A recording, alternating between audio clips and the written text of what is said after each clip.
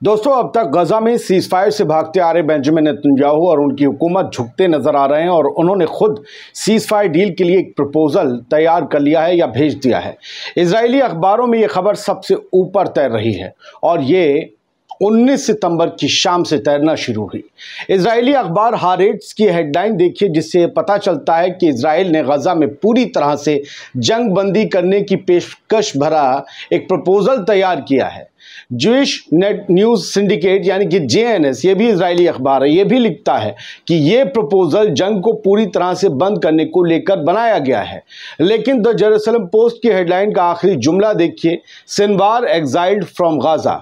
बस यही जुमला सबसे बड़ी शर्त है। चलिए पूरी कहानी को समझ लीजिए, इस पूरी खबर को, ये आज की सबसे बड़ी खबरों में शुमार है।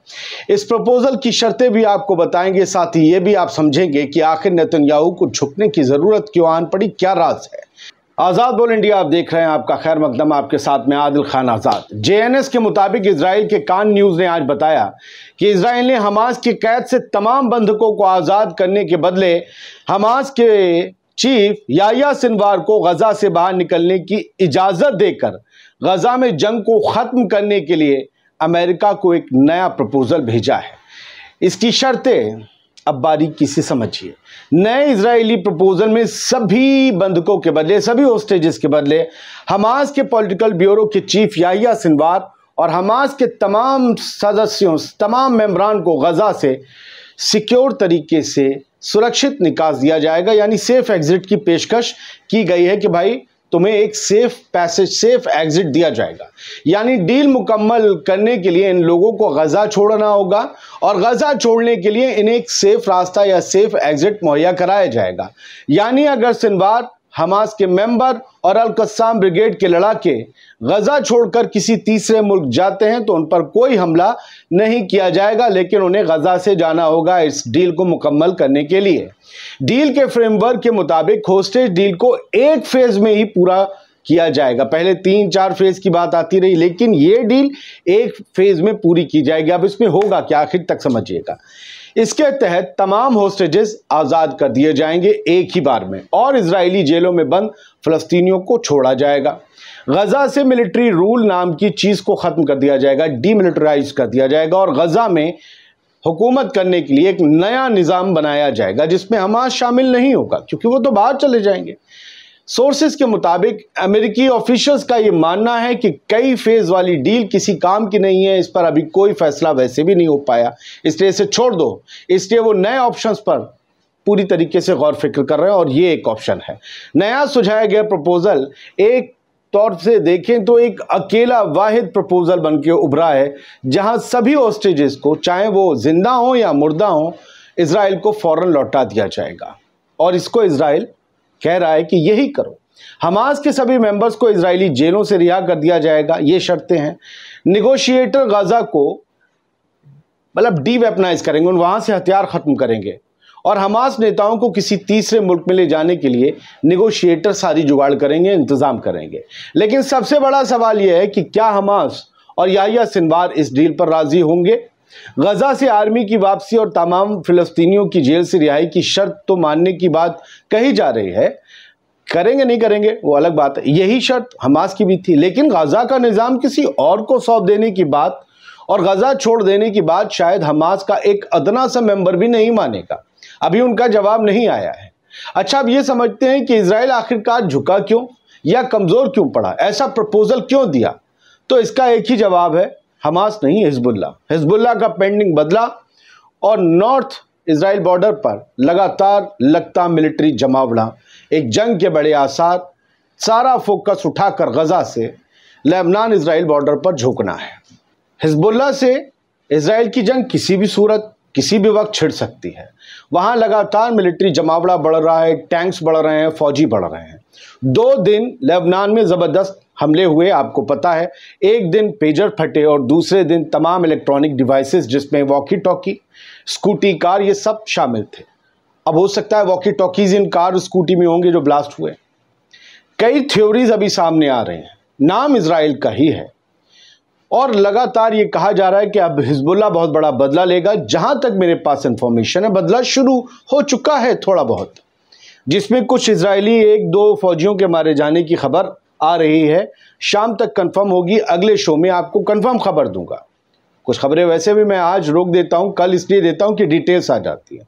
कुछ शिकायत होती है कल शाम, इन्फॉर्मेशन खबर नहीं होती, इन्फॉर्मेशन होती है, खबर तब होती है जब उसकी डिटेल आती है। तो फिलहाल हिजबुल्लाह और इजराइल के बीच लगातार जंग बढ़ने का जो है वो अब इम्कान है। लिहाजा टोटल फोकस उठाकर और मिलिट्री झोंककर, जहां तक मुझे जानकारी है, कुछ खबरें मैंने पढ़ी भी हैं कि इजराइल से टैंक, जो गजा से टैंक निकलकर नॉर्दर्न बॉर्डर की तरफ जा रहे हैं, वहां जंग छिड़ सकती है। और सिर्फ हिजबुल्लाह नहीं, वहां सीरिया और इराक से भी बड़ा खतरा बढ़ रहा है।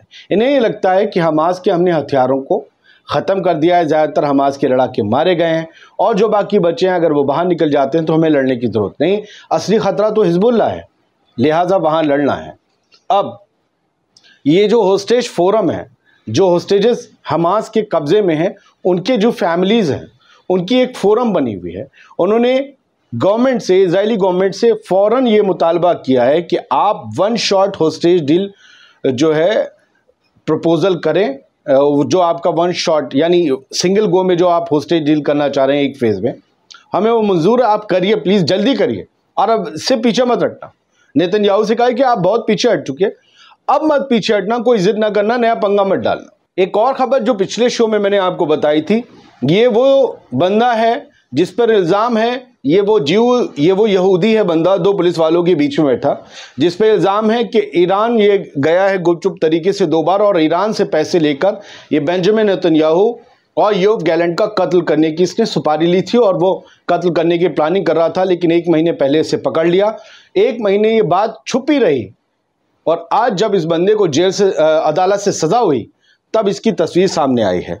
कमाल। आप एक और तस्वीर देखिए, फिर मैं आपको बताता हूँ। ये जो JLZ रेडियो ने शेयर की है, ये बंदा बैठा हुआ है पीछे कैदियों की वर्दी में और 2 पुलिस वाले खड़े हुए हैं।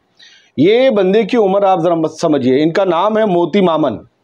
वहाँ भी मोती नाम के लोग होते हैं। अब ये मोटी मामन है कि मोती मामन हमें नहीं पता। इंग्लिश में द टाइम्स ऑफ इजराइल ने इनका नाम लिखा और कहा ये 73 साल का है बंदा और allegedly smuggled into Iran. Iran गया गुपचुप तरीके से 2-3 बार और वहाँ से पैसे लिए, इजराइल की इंटेलिजेंस की मुखबरी कर रहे थे और इनका पूरा इरादा और प्लानिंग थी असैसिनेट करने की बेंजामिन नेतन्याहू और योव गैलेंट को, लेकिन ये पकड़े गए।